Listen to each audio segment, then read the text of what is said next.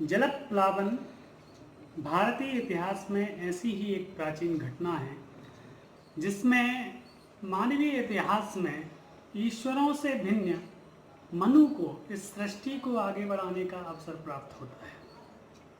नमस्कार, मैं हूं कपिल भार्गव और आपके समक्ष फिर से उपस्थित हूं कामायनी का द्वितीय भाग लेकर, जिसका नाम है आशा।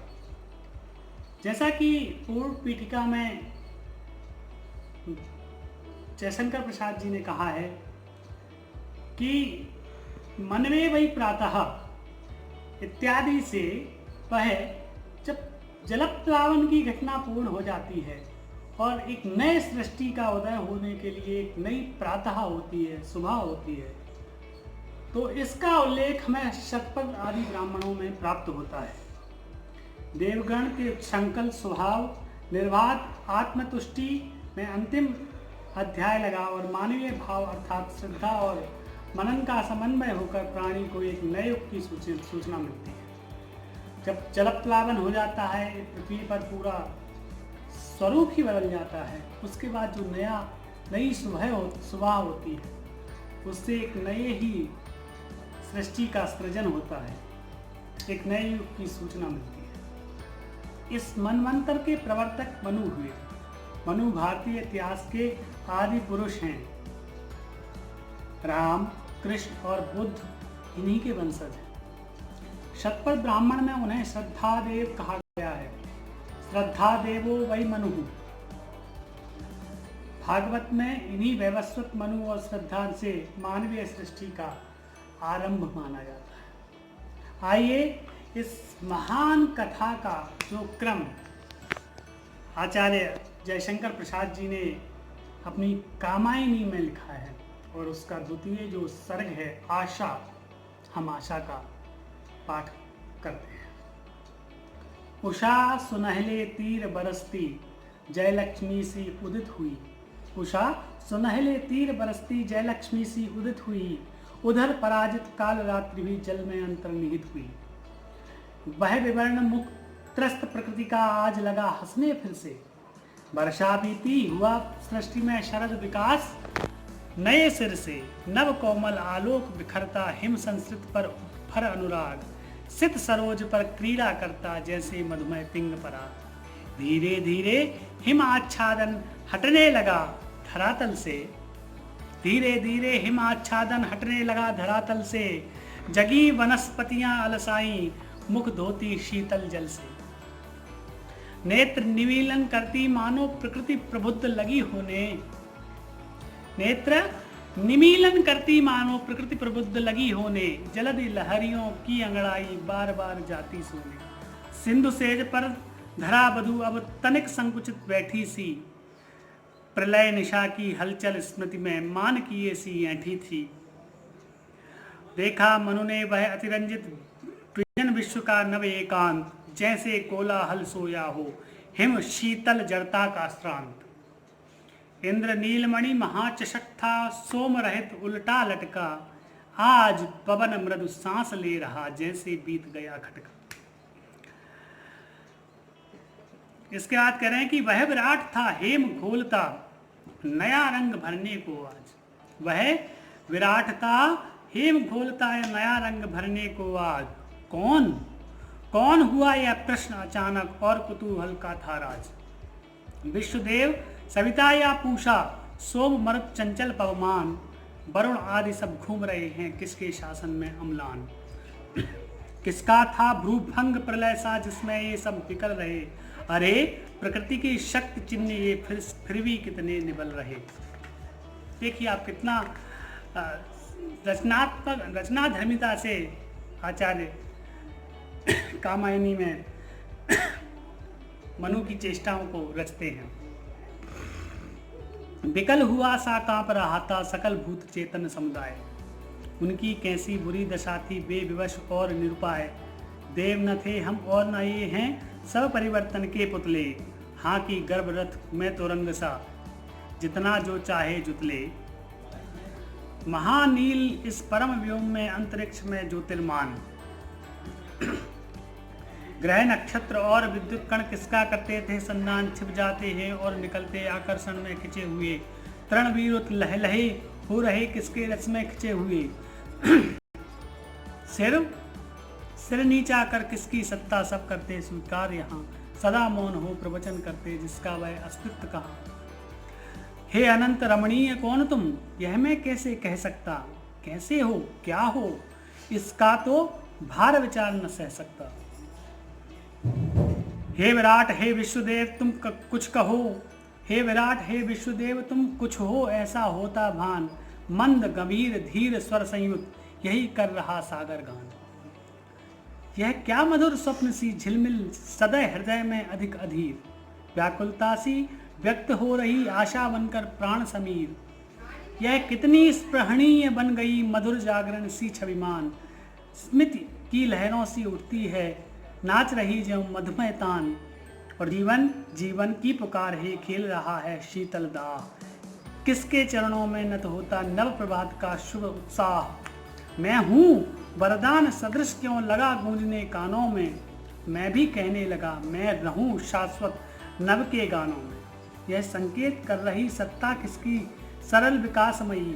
जीवन की लालसा आज क्यों इतनी प्रखर विलासमयी।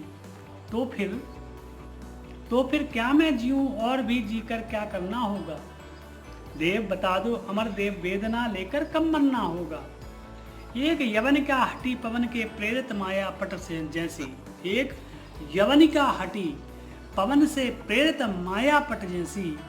और आवरण मुक्त प्रकृति हरी भरी पृथ्वी वैसी। स्वर्णशालियों की कलमें थी दूर दूर तक फैल रही। शरद इंदिरा के मंदिर की मानो कोई गैल नहीं। विश्व कल्पना सा ऊंचा वह सुकमल शीतल संतोष निदान। और डूबती सी अचला का अवलंबन मणि रत्न विधान।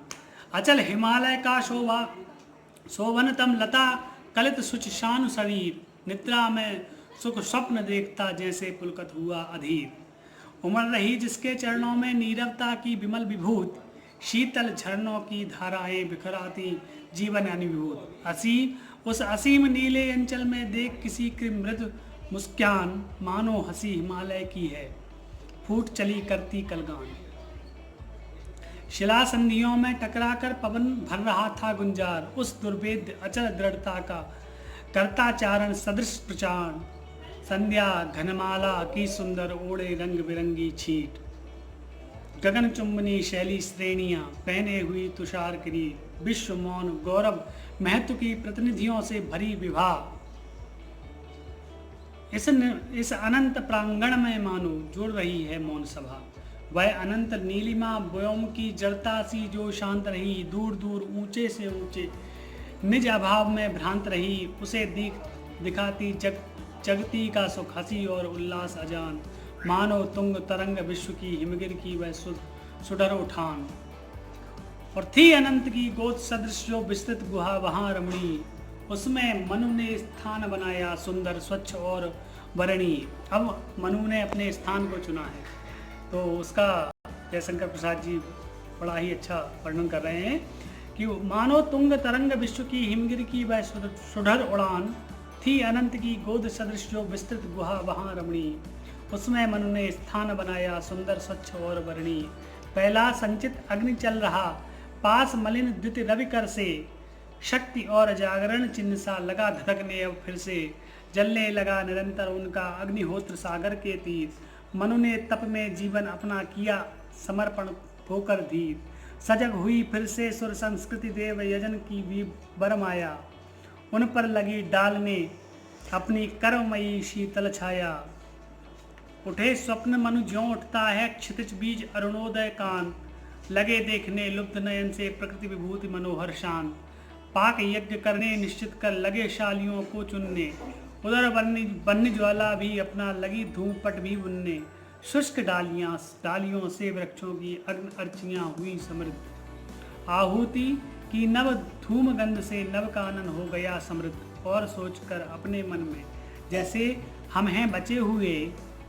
क्या आश्चर्य और कोई हो जीवन लीला रचे हुए।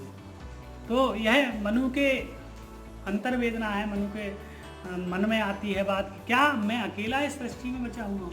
अथवा इस संसार में प्रलय के उपरांत कोई और भी जीव है। कितनी सुंदर कहानी है, जयशंकर प्रसाद जी ने कितने समय पहले लिखी। आज हमने कुछ समय पहले एक फिल्म देखी हॉलीवुड की 2012, उसमें प्रलय की बात बताई गई है और प्रलय का जो दृश्य दिखाया गया है उससे बहुत पहले प्रलय की कल्पना या प्रलय की वास्तविक कल्पना भारतीय चिंतन में है। तो वो भी देखिए आप कि भारतीय चिंतन की पद्धति और का विस्तार कितना है। आहुति की नव धूम गंध से नव कानन हो गया समृद्ध, और सोचकर अपने मन में जैसे हम हैं बचे हुए, क्या आश्चर्य और कोई हो जीवन लीला रचे हुए। अग्निहोत्र अवशिष्ट अन्न कुछ कहीं दूर रख पाते थे, होगा इससे तृप्त परिचित अपरिचित समझ नहीं सुख पाते थे। दुख का गहन पाठ पढ़कर अब सहानुभूति समझते थे, नीरवता की गहराई में मग्न अकेले रहते थे। मनन किया करते वे बैठे ज्वलित अग्नि के पास, वहीं एक सजीव तपस्या जैसे पतझड़ में करवास रहा। फिर भी धड़कन कभी हृदय में होती, चिंता कभी नवीन, यों ही लगा बीतने उनका जीवन अस्थिर दिन दिन दीन। प्रश्न उपस्थित नित नए थे अंधकार की माया में, रंग बदलते जो पल पल में उस विराट की छाया में। अर्ध प्रस्फुटित उत्तर मिलते, प्रकृति सकर्मक रही समस्त, निज अस्तित्व बना रखने में जीवन आज हुआ था व्यस्त। तप में निरत हुए मनु नियमित कर्म लगे अपना करने, विश्व रंग में कर्म जाल के सूत्र लगे घन हो घिरने। उस एकांत नियति शासन में चले विवश धीरे धीरे, एक शांत स्पंदन लहरों का होता ज्यों सागर तीरे। विजय जगत की तंद्रा में तब चलता था सूना सपना, ग्रहपथ के आलोक व्रत से काल जाला तनता अपना। प्रहर दिवस रजनी आती थी चल जाती संदेश विहीन, एक विराग पूर्ण संस्कृत जो मैं ज्यों निष्फल आरंभ नवीन। धवल मनोहर चंद्रबिंब से अंकित सुंदर स्वच्छ निशीत, जिसमें शीतल पवन गा रहा पुलकित हो पावन उद्गीत। नीचे दूर दूर विस्तृत था उर्मिल सागर व्यथित अधीर, अंतरिक्ष में व्यस्त उसीसा रहा चंद्रिका निधि गंभीर। खुली उसी रमणीय दृश्य में अलस चेतना की आंखें, हृदय कुसुम की खिली अचानक मधु से वे भीगी पांखें। व्यक्त नील में चल प्रकाश का कंपन सुख बन बजता था, एक अतीन्द्रिय स्वप्न लोक का मधुर रहस्य उलझता था। नभ हो जगी अनादि वासना मधुर प्राकृतिक भूख समान, चिर परिचित सा चाह रहा था द्वंद्व सुगत करके अनुमान। दिवारात्रि या मित्र वरुण की वाला का अक्षय श्रृंगार, मिलन लगा हंसने जीवन के उर्मुल सागर के उर पार। तप से संयम का संचित बल त्रसित और व्याकुल था आज, अट्टहास का उठा रिक्त का वह अधीर तब सूना आज। धीर समीर परस से पुलकित विकल हो चला श्रांत शरीर, आशा की उलझी अलकों से उठी लहर मधुगंध अधीर। मनु का मन था विकल हो उठा, संवेदन को खाकर चोट। संवेदन जीवन जगती को जो कटुता से देता घोट। संवेदन क्या है? तो वह है जो जीवन जगती को कटुता से जो घोंट देता है, वही संवेदन। आह, कल्पना का सुंदर यह जगत मधुर कितना होता, सुख स्वप्नों का दल छाया में पुलकित हो जगता सोता। संवेदन का और हृदय का यह संघर्ष न हो सकता, फिर अभाव असफलताओं की गाथा कौन यहाँ कह सकता। कब तक और अकेले, कब तक और अकेले कह दो हे मेरे जीवन बोलो। किसे सुनाऊं कथा कहूँ मत, अपनी निधि न व्यर्थ खोलो। तम के सुंदरतम रहस्य हे कांति किरण रंजित तारा, व्यथित विश्व के सात्विक शीतल बिंदु भरे नव रस सारा। आतप तापित जीवन सुख की शांतमयी छाया के देश, हे अनंत की गणना देते तुम कितना मधुमय संदेश। आह शून्यते, आह शून्यते, चुप होने में तू क्यों इतना चतुर हुई। इंद्रजाल जननी रजनी तू क्यों इतनी मधुर हुई। इंद्रजाल जननी रजनी तू क्यों इतनी मधुर हुई। जब कामना सिंधु तट आई ले संध्या का तारा दीप, फाड़ सुनहली साड़ी उसकी तू हंसती क्यों अरी प्रतीप। इस अनंत काले शासन का बह जो उच्छृंखल इतिहास, आंसू ओ तम खोल लिख रही तू सहसा करती मृदुभास। विश्व कमल की मृदुल मधुकरी रजनी तू किस कोने से आती, चूम चूम जल जाती पड़ी हुई किस टोने से। किस दिगंत रेखा में इतनी संचित कर सिसकी सी सांस, यों समीर मिस हाँफ रही सी चली जा रही किसके पास। बिकल खिलखिलाती है क्यों तू, बिकल खिलखिलाती है क्यों तू, इतनी हंसी न व्यर्थ बिखेर। तुहिन कणों फेनिल लहरों में मच जावेगी फिर अंधेर। घूंघट उठा देख मुस्क्याती किसे ठिठकती सी आती। विजन गगन में किसी भूल सी किसको स्मृति पथ में लाती। रजत कुसुम के नव पराग सी उड़ा न दे तू इतनी धूल। इस ज्योत्सना की अरी बावली तू उसमें जावेगी भूल। पगली हाँ संभाल ले कैसे छूट पड़ा तेरा अंचल। देख बिखरती है मणिराजी अरी उठा बेसुध चंचल। फटा हुआ था नील वसन क्या यौवन की मतवाली। देख अकिंचन जगत लूटता तेरी छवि भोली वाली। ऐसे अतुल अनंत विभव में जाग पड़ा क्यों तीव्र विराग। या भूली सी खोज रही कुछ जीवन की छाती के दाग। मैं भी भूल गया हूँ कुछ हाँ स्मरण नहीं होता क्या था। प्रेम वेदना भ्रांति या की क्या मन जिसमें सुख होता था। मिले कहीं पर वह पड़ा अचानक उसको भी ना लुटा देना। देख तुझे भी दूंगा तेरा भाग ना उसे भुला देना। तो ये आशा सर्ग से आचार्य जयशंकर प्रसाद जी ने कामायनी की आशा सर्ग से प्रकृति की आशा को हमें संकेतित किया है। और आशा है आपको ये आशा सर्ग अच्छा लगा होगा।